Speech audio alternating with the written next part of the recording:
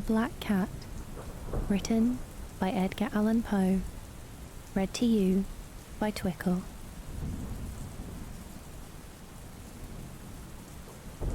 For the most wild, yet most homely narrative which I am about to pen, I neither expect nor solicit belief. Mad indeed would I be to expect it, in a case where my very senses reject their own evidence. Yet mad I am not, and very surely do I not dream. But tomorrow I die, and today I would unburthen my soul.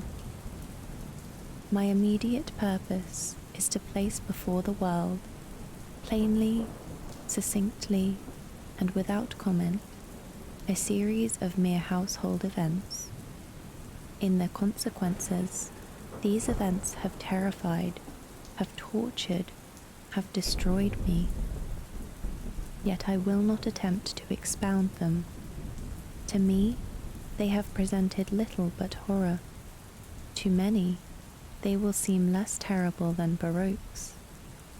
Hereafter, perhaps, some intellect may be found which will reduce my phantasm to the commonplace, some intellect more calm, more logical, and far less excitable than my own, which will perceive, in the circumstances I detail with awe, nothing more than an ordinary succession of very natural causes and effects.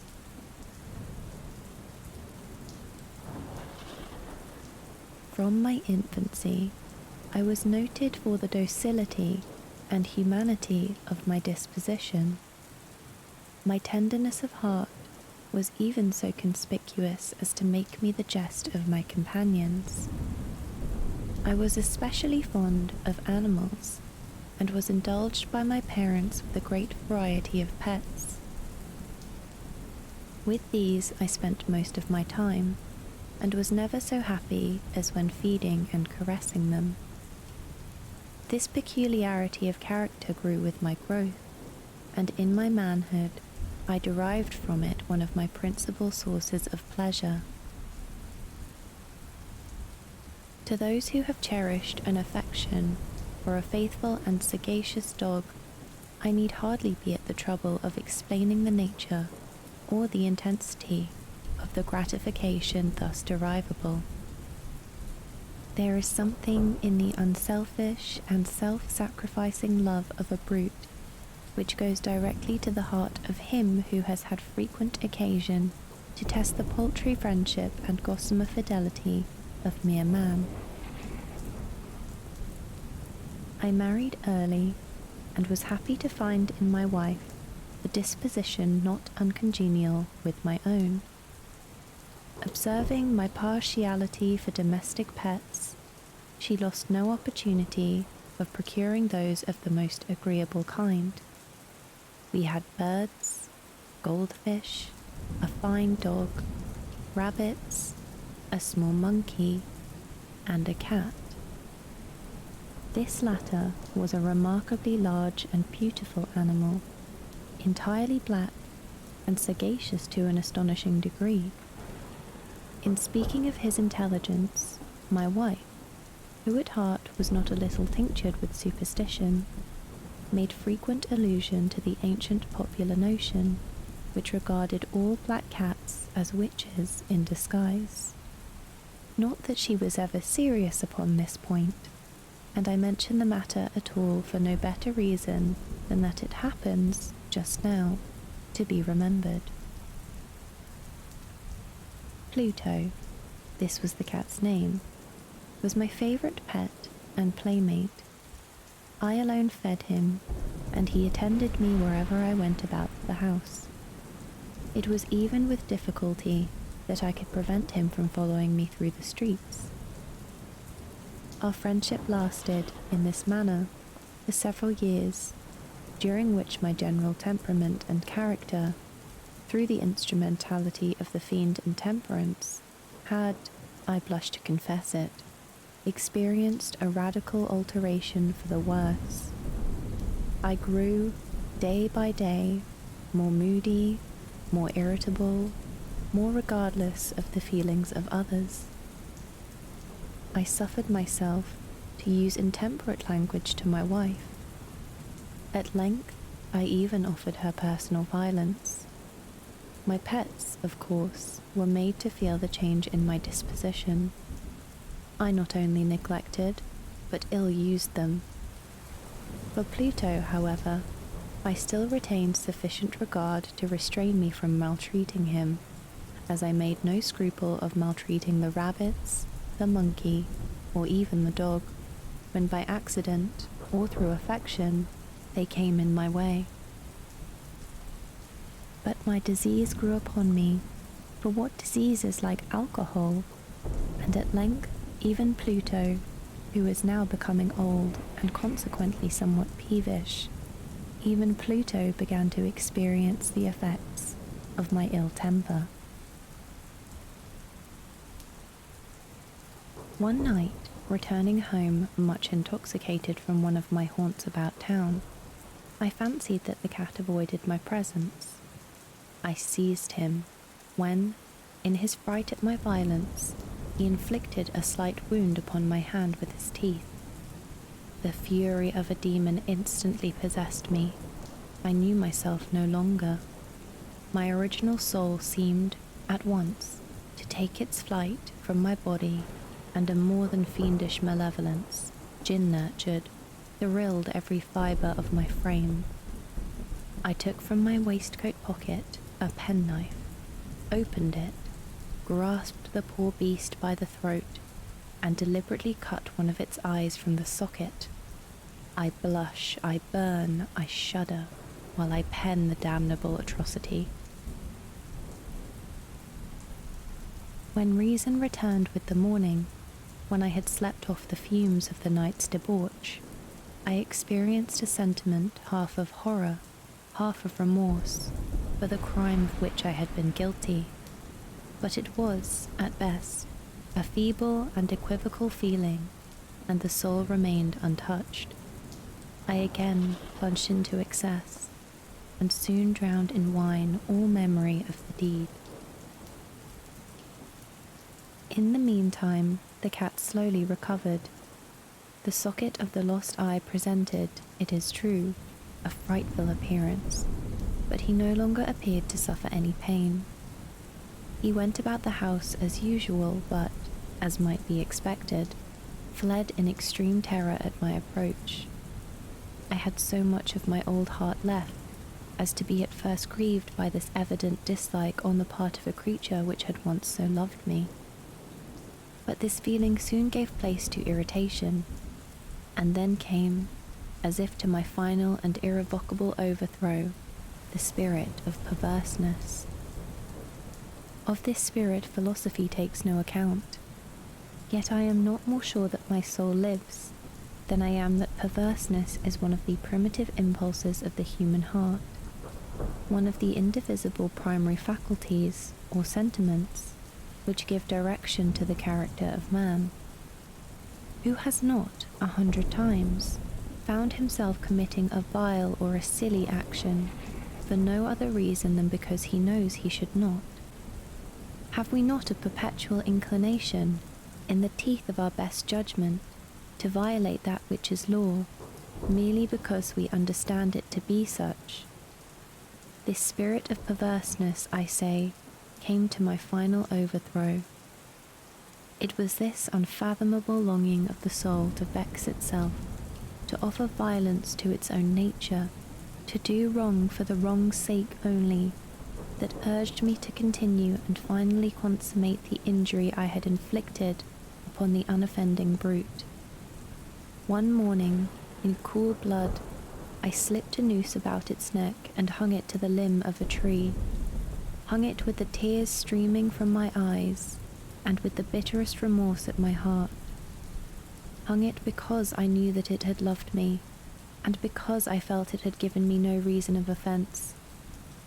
Hung it because I knew that in doing so, I was committing a sin, a deadly sin that would so jeopardize my immortal soul as to place it, if such a thing were possible, even beyond the reach of the infinite mercy of the most merciful and most terrible god. On the night of the day on which this cruel deed was done, I was aroused from sleep by the cry of fire. The curtains of my bed were in flames. The whole house was blazing. It was with great difficulty that my wife, a servant, and myself made our escape from the conflagration. The destruction was complete. My entire worldly wealth was swallowed up, and I resigned myself thenceforward to despair. I am above the weakness of seeking to establish a sequence of cause and effect between the disaster and the atrocity, but I am detailing a chain of facts and wish not to leave even a possible link imperfect. On the day succeeding the fire, I visited the ruins. The walls, with one exception, had fallen in. This exception was found in a compartment wall, not very thick, which stood about the middle of the house, and against which had rested the head of my bed. The plastering had here, in great measure, resisted the action of the fire, a fact which I attributed to its having been recently spread. About this wall a dense crowd were collected, and many persons seemed to be examining a particular portion of it with very minute and eager attention. The words strange, singular, and other similar expressions excited my curiosity. I approached and saw, as if graven in bas relief upon the white surface, the figure of a gigantic cat. The impression was given with an accuracy truly marvellous. There was a rope about the animal's neck. When I first beheld this apparition, for I could scarcely regard it as less, my wonder and my terror were extreme. But at length reflection came to my aid. The cat, I remembered, had been hung in a garden adjacent to the house. Upon the alarm of fire, this garden had been immediately filled by the crowd, by someone of whom the animal must have been cut from the tree and thrown, through an open window, into my chamber. This had probably been done with the view of arousing me from sleep. The falling of other walls had compressed the victim of my cruelty into the substance of the freshly spread plaster, the lime of which, with the flames and the ammonia from the carcass, had then accomplished the portraiture as I saw it. Although I thus readily accounted to my reason, if not altogether to my conscience, for the startling fact just detailed, it did not the less fail to make a deep impression upon my fancy. For months I could not rid myself of the phantasm of the cat, and, during this period, there came back into my spirit a half-sentiment that seemed, but it was not, remorse. I went so far as to regret the loss of the animal, and to look about me, among the vile haunts which I now habitually frequented, for another pet of the same species, and of somewhat similar appearance, with which to supply its place. One night, as I sat, half stupefied, in a den of more than infamy, my attention was suddenly drawn to some black object, reposing upon the head of one of the immense hogsheads of gin, or of rum, which constituted the chief furniture of the apartment. I had been looking steadily at the top of this hogshead for some minutes, and what now caused me surprise was the fact I had not sooner perceived the object thereupon. I approached it, and touched it with my hand. It was a black cat, a very large one, fully as large as Pluto, and closely resembling him in every aspect but one. Pluto had not a white hair upon any portion of his body, but this cat had a large, although indefinite splotch of white, covering nearly the whole region of the breast. Upon my touching him, he immediately arose, purred loudly, rubbed against my hand, and appeared delighted with my notice. This, then, was the very creature of which I was in search. I at once offered to purchase it of the landlord, but this person made no claim to it, knew nothing of it, had never seen it before. I continued my caresses, and when I prepared to go home, the animal evinced a disposition to accompany me. I permitted it to do so, occasionally stooping and patting it as I proceeded. When it reached the house, it domesticated itself at once, and became immediately a great favourite with my wife. For my own part, I soon found a dislike to it arising within me. This was just the reverse of what I had anticipated, but I know not how or why it was. Its evident fondness for myself rather disgusted and annoyed. By slow degrees, these feelings of disgust and annoyance rose into the bitterness of hatred. I avoided the creature, a certain sense of shame and the remembrance of my former deed of cruelty preventing me from physically abusing it. I did not, for some weeks, strike or otherwise violently ill-use it, but gradually, very gradually, I came to look upon it with unutterable loathing, and to flee silently from its odious presence, as if from the breath of a pestilence. What added, no doubt, to my hatred of the beast was the discovery on the morning after I brought it home that, like Pluto, it also had been deprived of one of its eyes. The circumstance, however, only endeared it to my wife, who, as I have already said, possessed it in a high degree, that humanity of feeling which had once been my distinguishing trait, and the source of many of my simplest and purest pleasures. With my aversion to this cat, however, its partiality for myself seemed to increase. It followed my footsteps with a pertinacity which it would be difficult to make the reader comprehend. Whenever I sat, it would crouch beneath my chair, or spring upon my knees, covering me with its loathsome caresses. If I arose to walk, it would get between my feet and thus nearly throw me down, or fastening its long and sharp claws in my dress, clamber in this manner to my breast. At such times, although I longed to destroy it with a blow, I was yet withheld from doing so, partly by memory of my former crime, but chiefly, let me confess it at once, by absolute dread of the beast. This dread was not exactly a dread of physical evil, and yet I should be at a loss how otherwise to define it. I am almost ashamed to own, yes, even in this felon's cell, I am almost ashamed to own, that the terror and horror with which the animal inspired me had been heightened by one of the merest chimeras it would be possible to conceive. My wife had called my attention, more than once, to the character of the mark of white hair of which I have spoken, and which constituted the sole visible difference between the strange beast and the one I had destroyed. The reader will remember that this mark, although large, had been originally very indefinite, but by slow degrees nearly imperceptible, and which for a long time my reason struggled to reject as fanciful, it had at length assumed a rigorous distinctness of outline.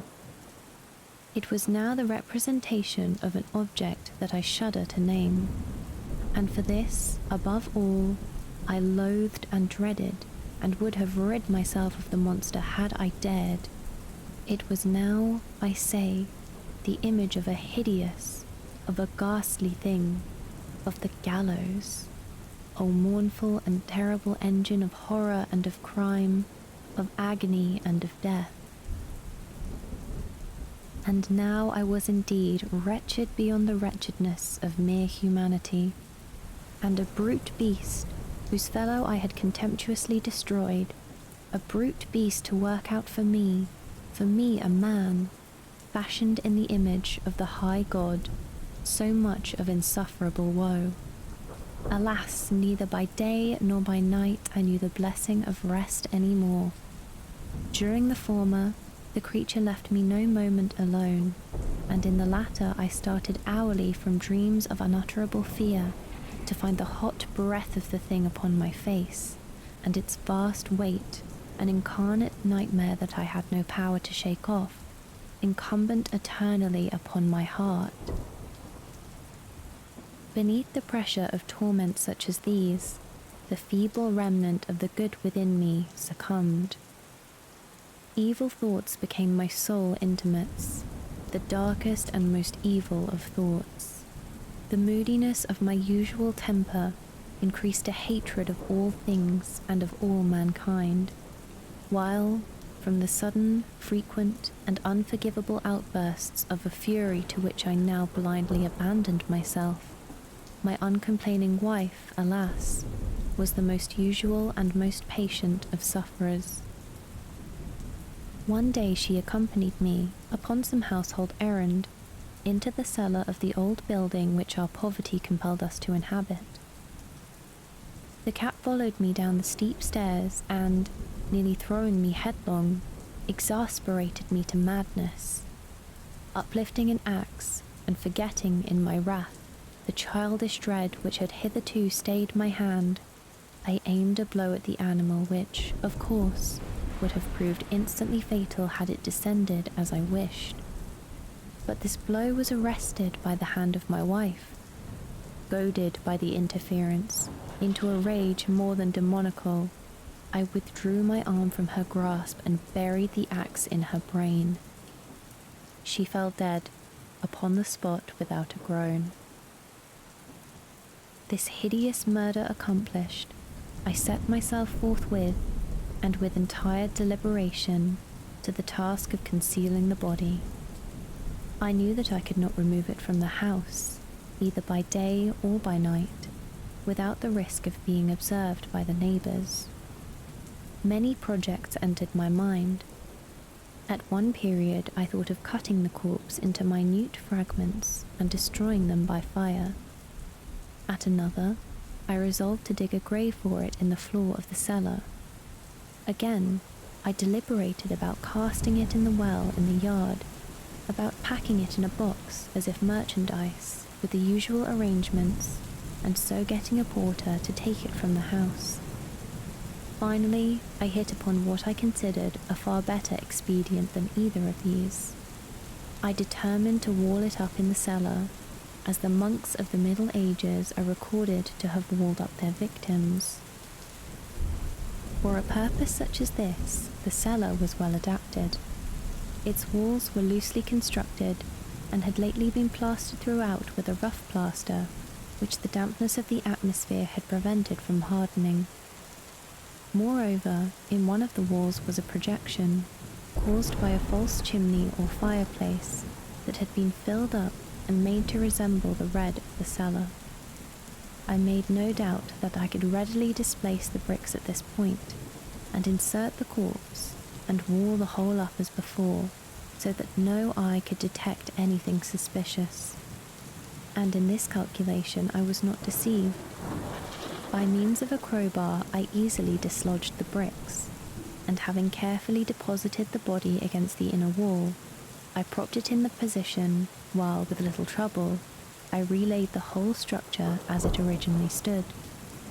Having procured mortar, sand, and hair, with every possible precaution, I prepared a plaster which could not be distinguished from the old, and with this I very carefully went over the new brickwork. When I had finished, I felt satisfied that all was right. The wall did not present the slightest appearance of having been disturbed. The rubbish on the floor was picked up with the minutest care. I looked around triumphantly, and said to myself, "Here at least, then, my labour has not been in vain."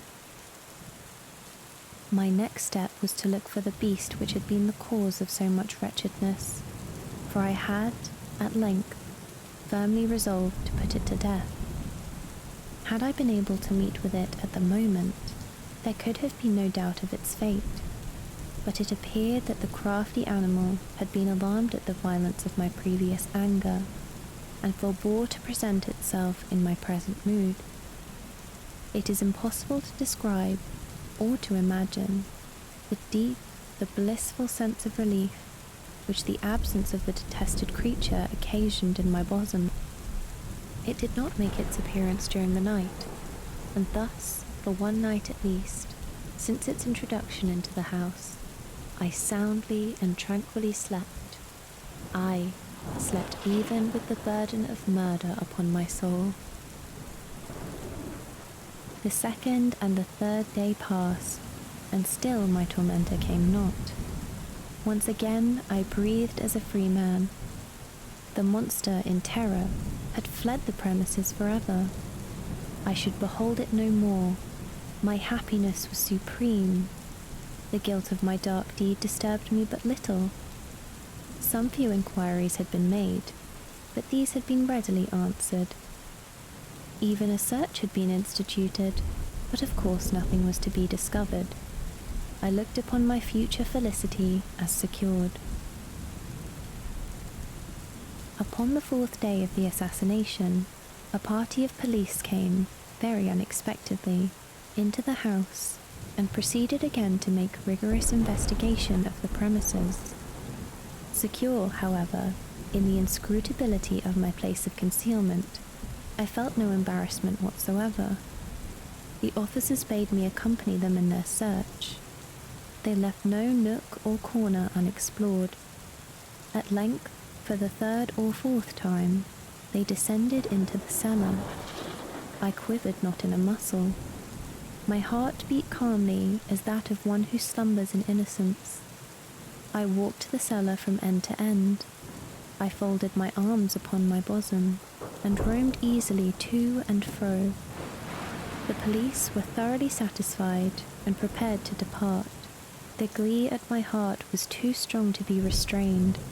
I burned to say if but one word, by way of triumph, and to render doubly sure their assurance of my guiltlessness.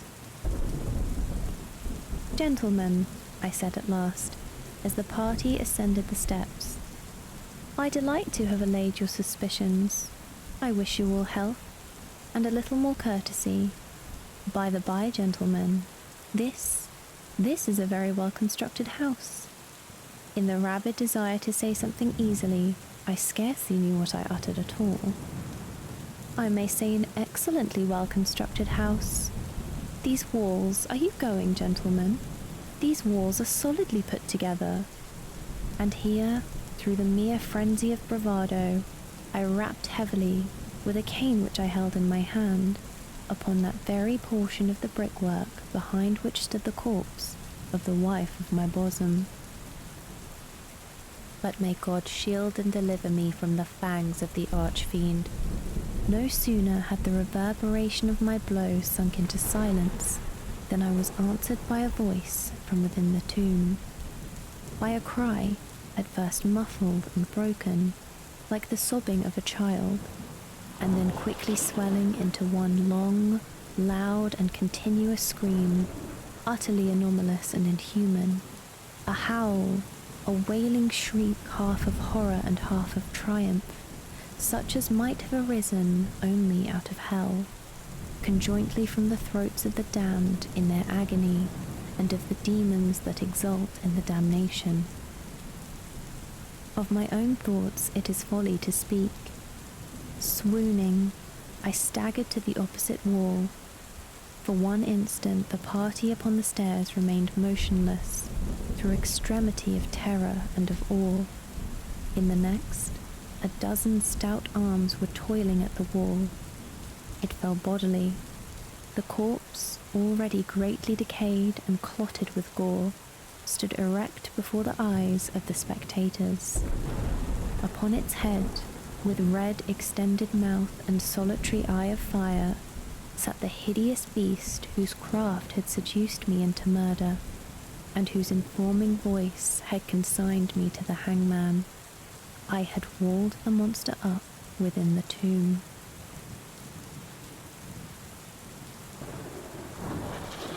If you enjoyed this story, please feel free to like the video and subscribe to my channel for more content. If there's anything else you'd like to hear me read, feel free to leave a recommendation in the comments.